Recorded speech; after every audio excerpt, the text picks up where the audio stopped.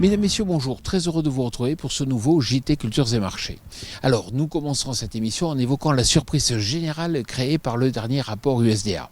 Nous poursuivrons avec les conditions climatiques sèches en Russie avant de tenter de comprendre si oui ou non nous connaîtrons cet hiver une hausse des cours de l'huile de colza à Rotterdam. Enfin, nous étudierons la dynamique export du maïs américain alors que les récoltes se poursuivent toujours dans la Corn Belt.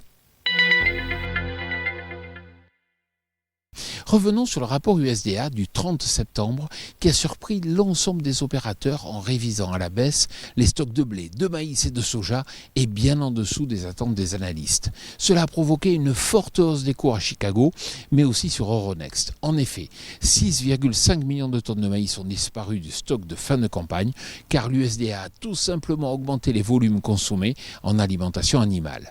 La baisse des stocks de blé a provoqué la hausse des cours sur Euronext et ces derniers ont atteint leur plus haut de la campagne à près de 198 € par tonne. Idem pour le soja, dont les cours sont aussi dopés par la forte demande chinoise. Les conditions climatiques sont particulièrement sèches en Russie. Par exemple, à peine 20 mm de pluie depuis le 1er août à Rostov, dans le sud de la Russie, une des principales régions céréalières. Il en est de même dans le centre et près de la Volga. De plus, il faut savoir que ces régions connaissent généralement de fortes chutes de température et de neige dès le mois de novembre.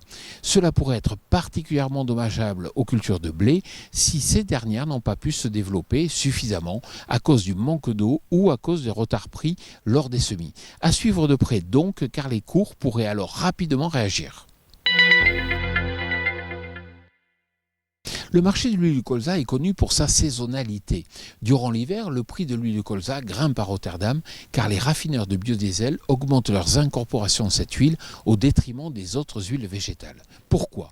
Tout simplement parce qu'elle se solidifie moins vite en cas de grand froid. Mais attention, cette année, la hausse risque d'être moins mécanique du fait de l'éventualité de restrictions des déplacements liées à la crise Covid. Résultat, les raffineurs semblent plus prudents dans leurs achats et malheureusement, cela ne soutient pas les prix du colza. 43%, c'est le niveau atteint par les ventes export de maïs américain par rapport à l'objectif fixé par l'USDA pour cette campagne. L'avance est considérable par rapport aux 28% réalisés habituellement à cette période de l'année.